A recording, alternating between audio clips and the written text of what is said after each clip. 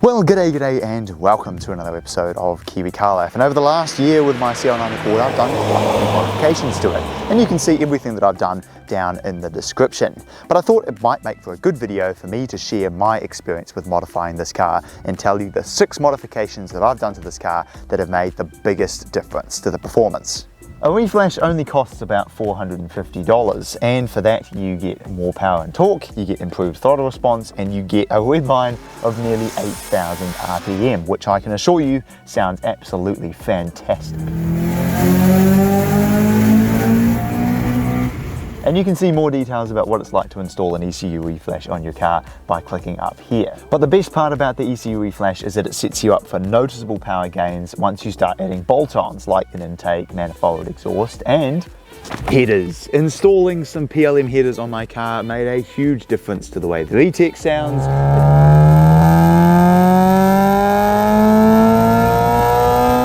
It improved throttle response and gave a really noticeable power increase. Before installing the headers, I got absolutely walked on by a legacy 3-litre R, but after installing the headers, I was completely dead even. Now, I know a lot of people like to put an exhaust and a cold air intake on their cars, and I've done that on mine too, but I have to admit, after installing them, I didn't really notice a huge increase in power. Whereas the headers, on the other hand, I noticed an immediate difference after putting them in, and as you would have seen from the headers video, it makes it an awful lot quicker, and you can see that video by clicking up here. So now that you've made your car go really fast in a straight line, it's time to make it handle fantastically too. And the first mod I would recommend doing your car to improve your handling is getting a good set of shoes. Now, I'm not going to recommend any particular brand of tyre to you because pretty much any Michelin, Bridgestone, Pirelli, Continental tyre is going to be better than any normal eco-friendly tyre that you get on a car like this. Now, if you want to get some aftermarket wheels too, that's perfectly fine. However, be warned that most sets of 18 or 19-inch aftermarket wheels are probably actually going to be quite a bit heavier than the stock 17-inch sport wheels. So the sort of handling benefits that you were hoping to get with a lighter wheel, it's probably not going to be there with most sets of affordable aftermarket wheels. Now, the only exception there would be if you went with some, T37s or OZ Racings or RPF1s or some really nice high performance lightweight wheel. That's obviously going to give you some good handling benefits, but most sets of aftermarket wheels will probably actually be a little bit more detrimental to performance than beneficial, unfortunately. If you want to change the look of your car without spending too much, then you could also look at getting some different stock Honda wheels. If you go with 17s, you could get either some DC5 Type R or CL7 Euro R wheels, or you could just get some Integra Type S wheels.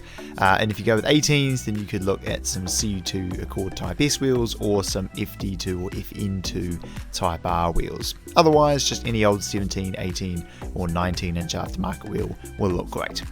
Now, the next mod that goes hand in hand with a set of sticky tyres is, of course, lowering your car down a bit. Now, there's 2 ways that you can do that. You can either do it with lowering springs like the way I've done it, or you can do it with coilovers. And which one you decide really comes down to your budget and what laws you have in your country. I know for a fact in New Zealand, if you want to get coilovers on your car, you have to go through a very expensive certification process, which is why I went with the Tein S-Tech lowering springs instead to get around that law. But there's no denying that coilovers are definitely going to give you more adjustment, but either is going to make your car look better, sit lower, and handle an awful lot better.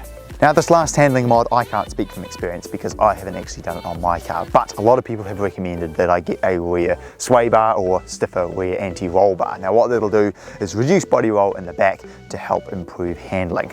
Like I said, I don't actually know what difference it makes, but from what I've been recommended, apparently it makes a big difference.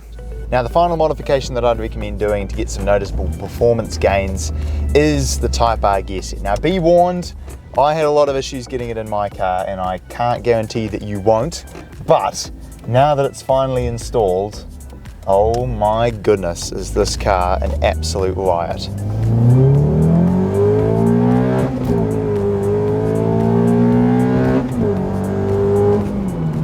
It is so incredibly fast. If you can find one for a reasonable price, you can get your hands on it and you know how to install it, I cannot recommend it enough. This is now like the K24 Type R Honda that we never had. Well, there we are. That is 6 modifications that I would recommend doing to your Accord Euro to get the biggest performance and handling gains. And if you want to see some more videos with my CL9 Accord, then click over here to see my comparison between this and its younger brother, the CU2 Honda Accord Euro, and click over here to see me comparing it with its sportier cousin, the CL7 Accord Euro R. And I will look forward to seeing you again next time.